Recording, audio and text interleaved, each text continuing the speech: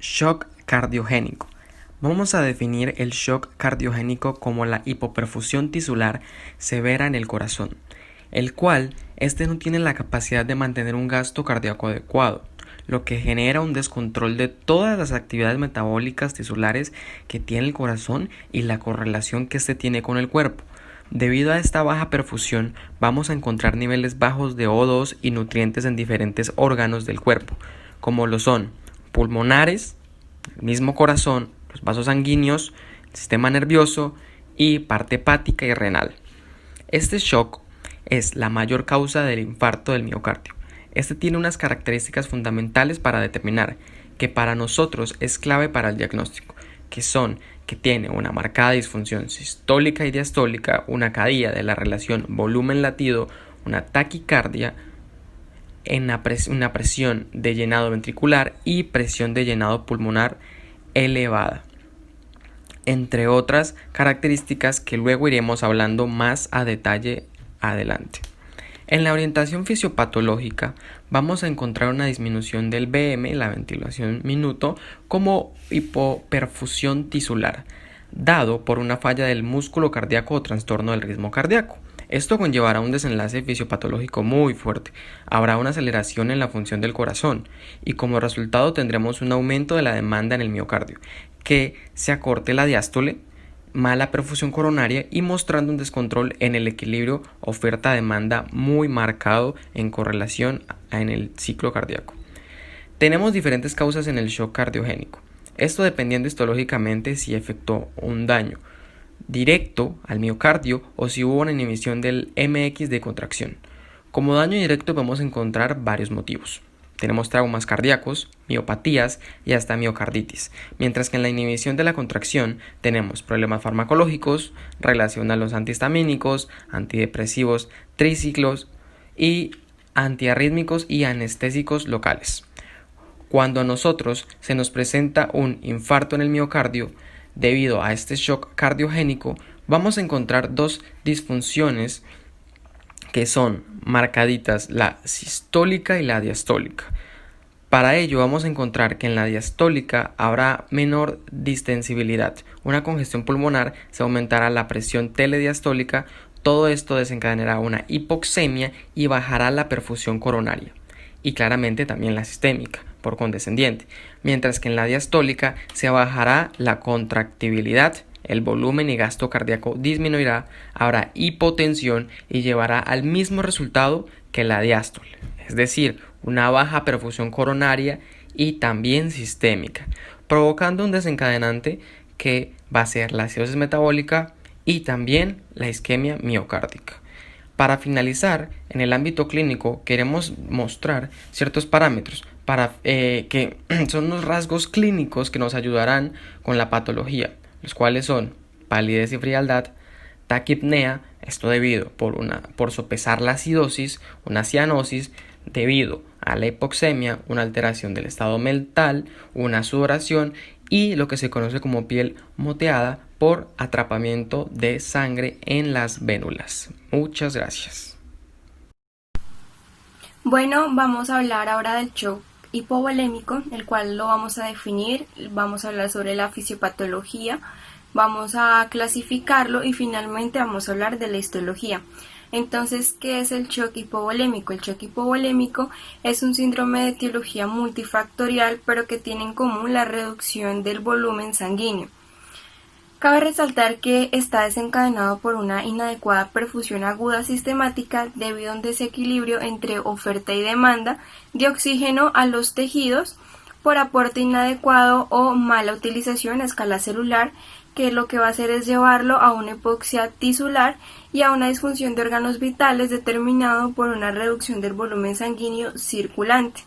Ahora, cuando hablamos de la fisiopatología, decimos que la lesión primaria inicial del shock hipovolémico es la pérdida del volumen eficaz y circulante de este.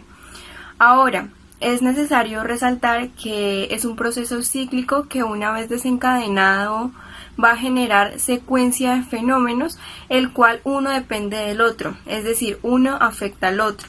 Entonces, dicho lo anterior, el deterioro del flujo sanguíneo a órganos y tejidos visuales va a causar suministro insuficiente o distribución inadecuada de oxígeno pues a nivel tisular, y esto va a ser responsable de graves alteraciones que genera el estado de insuficiencia microcirculatoria. Entonces, como ya lo había dicho, la primera afectación, por así decirlo, empieza con la hipoxia tisular. ¿Y qué causa la hipoxia tisular? Una insuficiencia circulatoria periférica aguda. ¿Y esto qué afecta o a qué va a afectar directamente? A la disminución del retorno venoso. Esta disminución también va a causar una disminución del volumen sanguíneo. Cuando se disminuye el volumen sanguíneo, también va a haber una disminución de retorno venoso al corazón. Y esto también va a disminuir el BM cardíaco, y lo que va a hacer todas estas disminuciones es producir un descenso de la TA, y este descenso va a afectar directamente causando vasoconstricción periférica y sistemática para volver a empezar nuestro ciclo con la hipoxia tisular. Ahora es importante resaltar que en el análisis hemodinámico de este tipo de shock se señala presiones de llenado bajas, lo que quiere decir que pues causa una baja presión venosa central, una presión capilar pulmonar y gasto cardíaco. Y también este tipo de análisis hemodinámico señala resistencia sistémica alta. Entonces, en cuanto a la clasificación del shock hipovolémico, este depende mucho de las hemorragias. Entonces, si una hemorragia es interna o externa. Entonces, cuando hablamos de una hemorragia interna, hacemos referencias a rotura de vasos, vísceras macizas, a complicaciones del embarazo, un embarazo ectópico, o a hemorragias traumáticas. Y en cuanto a la externa, hacemos referencia a pues hemorragias pulmonares, gastrointestinales, como las úlceras varices. También hacemos referencia a traumatológicos, al renal, y pues a infecciones o tumores que también pueden causar este tipo de hemorragia.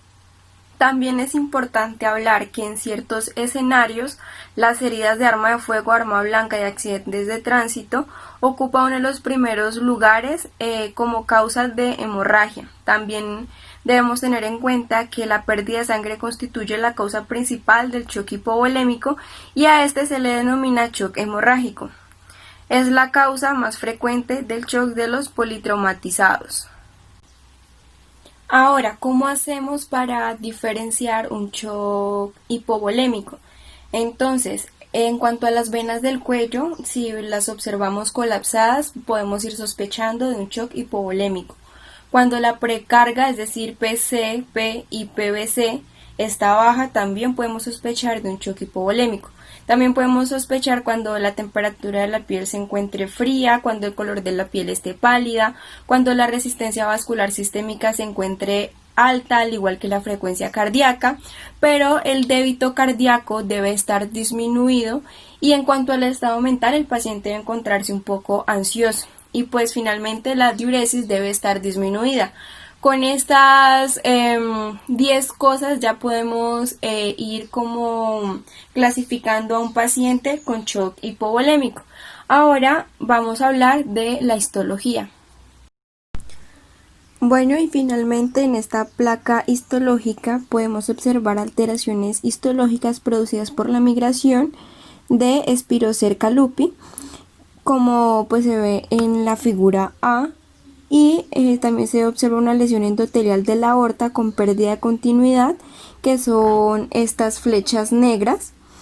Y también se observa una ruta de migración del agente etiológico formado por un canal en dirección de la adventicia del vaso, que sería pues la cabeza de la flecha. Y en esta figura B se observa una túnica media de la aorta, donde se observa un infiltrado inflamatorio, que son las flechitas rojas. Este es el infiltrado inflamatorio.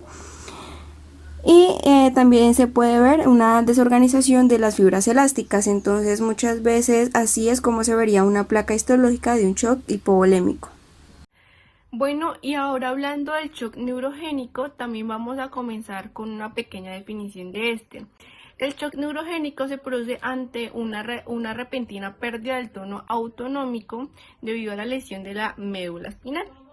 El término suele usarse indistintivamente con el shock espinal, pero este se refiere a lo que es la reducción de las funciones motoras, sensitivas y reflejas de la médula espinal por debajo del nivel de la lesión, mientras que el shock neurogénico va a involucrar los cambios hemodinámicos que siguen a la lesión medular. La interrupción de las vías simpáticas descendentes hace que el tono vagal no tenga posición en el músculo liso vascular, produciendo una disminución de las resistencias vasculares sistémicas y lo que es la vasodilatación. Esta hipotensión que se genera aumenta el riesgo de isquemia secundaria en la médula espinal debido a la pérdida de la autorregulación.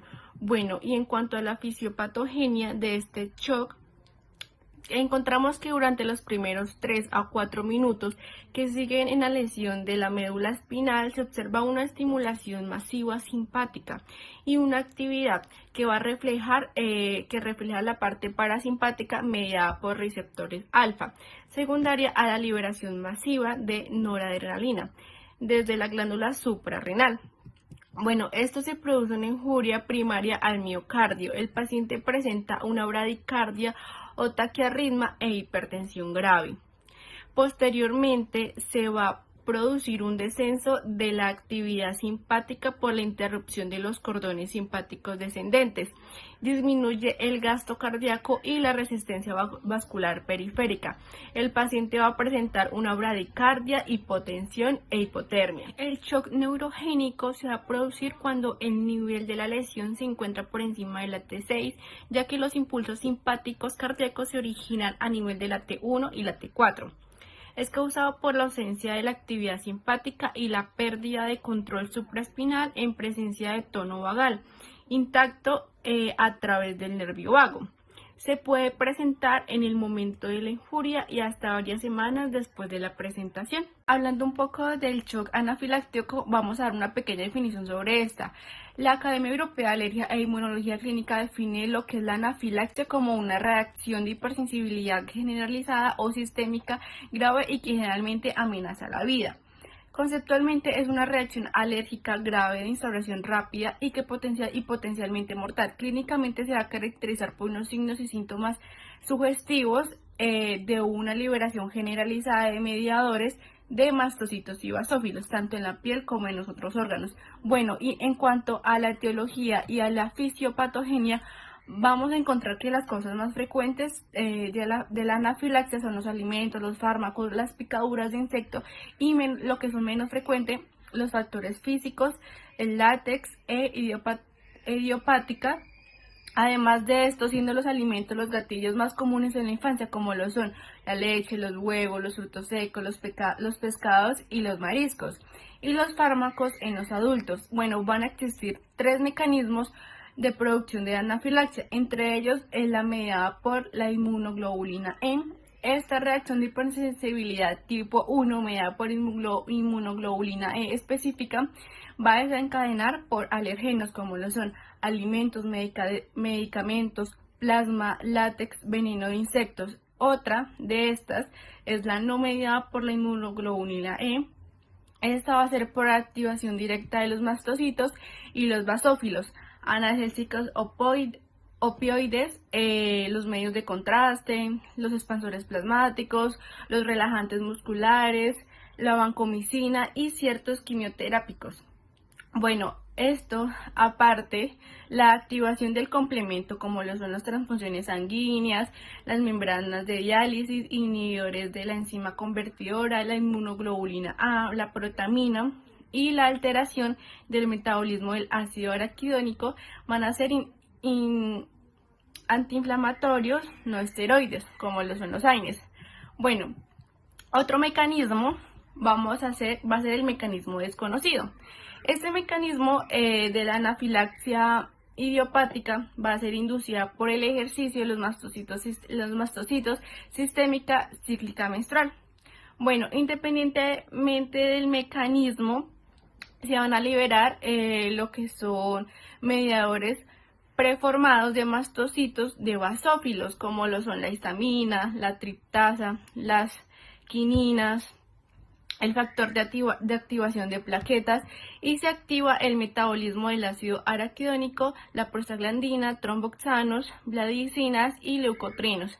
Y esto va a llevar a estos siguientes factores. Va a aumentar lo que es la permeabilidad vascular debido a la formación de pasajes intercelulares entre las células endoteliales a las vénulas postcapilares, que va a producir un edema tisular, produciendo urticaria, angioedema, edema laringeo e intestinal. Otro de esto va a ser la contracción de la musculatura lisa, que va a producir un broncoespasmo y calambres abdominales. También una vasodilatación que produce enrojecimiento, cefalias, reducción de la resistencia vascular sistémica, hipotensión y síncope. Y por último, una estimulación de las terminaciones nerviosas en la piel responsable del prurito. Podemos encontrar, además de los anteriormente mencionados, la estimulación de los receptores histamínicos cardíacos que producen la taquicardia y las arritmias. El shock anafiláctico resulta de múltiples mecanismos, incluyendo lo que es la activación excesiva de mecanismos vasodilatadores y la síntesis de ciclinas, ambos causantes de la desfosforilación de la miocina y la vasorelajación. Bueno, muy buenas tardes. Mi nombre es Miguel Ángel Martínez y en el día de hoy les vengo a exponer el shock séptico desde algunos puntos de vista de las temáticas trabajadas durante los 3 elementos de competencia y pues de la misma manera tratar de definir algunas de este tipo de patologías, bueno, digámoslo así, que se nos viene a tratar en clase. Ok, primero empecemos por definir qué es el shock séptico desde el punto fisiopatológico más o menos, alineándolo con el cambio de las variables hemodinámicas que modifica desde su fisiopatología y pues obviamente el mecanismo que utiliza para hacerlo. En primer lugar, pues sabemos que el shock séptico corresponde a un conjunto de trastornos hemodinámicos generados por microorganismos o elementos del exterior. A elementos del exterior podemos referirnos a sustancias químicas que puedan modificar o alterar de cierto modo los sistemas que manejan o trabajan la respiración y otros procesos fisiológicos importantes dentro de la manutención de los tejidos. Obviamente, pues este microorganismo lo que hace es alterar las funciones sistémicas como lo viene siendo la respiración y el gasto cardíaco, que obviamente son dos variables hemodinámicas. Generalmente, pues el shock séptico tiene consecuencias mortales en algunos casos y con el pasar de los años ha venido aumentando su incidencia, irónicamente con el aumento de las tecnologías que nos ayudan a mejorar pues la calidad o bueno, la esperanza de vida de nuestros pacientes. Generalmente en los pacientes con shock séptico, cuando es grave y está en etapa irreversible, lo que hace es utilizarse ventilación mecánica. Esta ventilación mecánica lo que hace es suplir una falta de fracción inspiratoria de oxígeno que los pacientes no pueden llegar a cumplir, ya que pues esto sumado con otras variables hemodinámicas alteradas, lo que va a hacer es imposibilitar que el paciente pueda perfundir sus tejidos y pues obviamente llegar a generar una insuficiencia cardíaca. Esto pues lo que va a hacer es que al momento de una insuficiencia cardíaca se van a elevar los niveles de dióxido de carbono en sangre y pues finalmente la inclusión de un proceso de acidosis. Ok, algunas de las variables hemodinámicas o variaciones hemodinámicas a considerar para hacer esto un poco más dinámico, lo que tenemos que saber es que las principales alteraciones que se presentan en pacientes con shock séptico son hipotensión, hipoperfusión y alteración del transporte de oxígeno en resultado de la variación de estas dos variables grandes hemodinámicas que pues obviamente traen subgrupos dentro de sí. Ok, los pacientes con shock séptico lo que hacen es generar una hipotensión mantenida que lo que va a hacer es tratar de aumentar por medio de las fracciones, por medio de aumento de la frecuencia respiratoria para poder suplir esa falta de oxígeno, representada en variables como lo pueden ser el delta de dióxido de carbono o también como lo podemos evidenciar en la rata de extracción de oxígeno, en donde sus principales elementos de evaluación son la presión arterial de oxígeno y la presión venosa de oxígeno. Obviamente con una hipoperfusión mantenida, pues obviamente por la hipotensión, los vasos sanguíneos no pueden llegar a generar este tipo de tareas y lo que hacen es aumentar el ritmo cardíaco desde la fisiología cardíaca que hemos visto en el segundo elemento de competencia. Lo que hacen es aumentar para llegar a aumentar el gasto cardíaco y así poder suplir este tipo de necesidades. Las variables hemodinámicas lo que van a hacer es, pues, bueno, las más afectadas son el delta de óxido, o bueno, de oxígeno, perdón, y pues esto lo que va a hacer es variar, bueno, calcular la cantidad de oxígeno, bueno, la diferencia de oxígeno arterial y venoso. Esto es muy importante porque es la diferencia que se encuentra entre los dos y al encontrarse una diferencia muy baja, lo que vamos a detectar es una hipoperfusión. Otra de las variables más afectadas es la rata de extracción de oxígeno, que pues permite saber qué cantidad de oxígeno absorben esos tejidos. Si es muy alto, obviamente lo vamos a evidenciar en una presión venosa de oxígeno, pues si se encuentran niveles muy, muy bajos o casi nulos de oxígeno, lo que vamos a diagnosticar es que nuestro paciente está aumentando su gasto de oxígeno en los tejidos. Por consiguiente, generamos un desbalance y lo que vamos a generar es una hiperlactemia. Ok, otra variable que pues, tenemos que tratar es la histología. Cuando los pacientes presentan una hipoperfusión mantenida y una hipotensión, lo que se van a generar son edemas subcutáneos muy característicos dentro de los pacientes que manejan el shock séptico. Esta afección la podemos relacionar con la enfermedad de los alpinistas, así como lo tratamos en el segundo elemento de competencia con Lincoln Hall, el cual pues por la falta de oxígeno lo que empezó fue a generar edemas cerebrales y pues estas acumulaciones se deben a que la perfusión, como la estamos viendo acá, o el intercambio gaseoso no se está dando de la mejor manera en tejidos como lo vienen siendo cerebrales, más exactamente. Esto pues obviamente podemos encontrar edemas en cualquier parte del cuerpo, lo que no es característico dentro de las respuestas fisiológicas de los seres humanos. Ok, otra de las variables que vamos a tratar es los cambios en el hemograma, o bueno, el principal cambio en el hemograma o en el fluir de estos pequeños amigos que son los eritrocitos.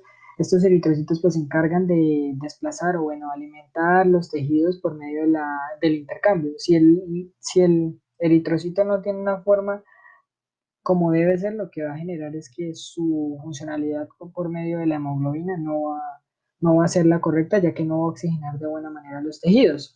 Una de las patologías, como lo tratamos en el primero y lo relacionamos con el tercer elemento de competencia, es que los pacientes presentan anemia macrocítica, que es la compensación de esa falta de oxígeno mediante el aumento de los eritrocitos para poder llegar a captar mucho más oxígeno y aumentar la curva de disociación de hemoglobina para que pueda ser la suficiente para todos los tejidos. Obviamente nuestros pacientes con shock séptico no van a poder generar este tipo de respuestas.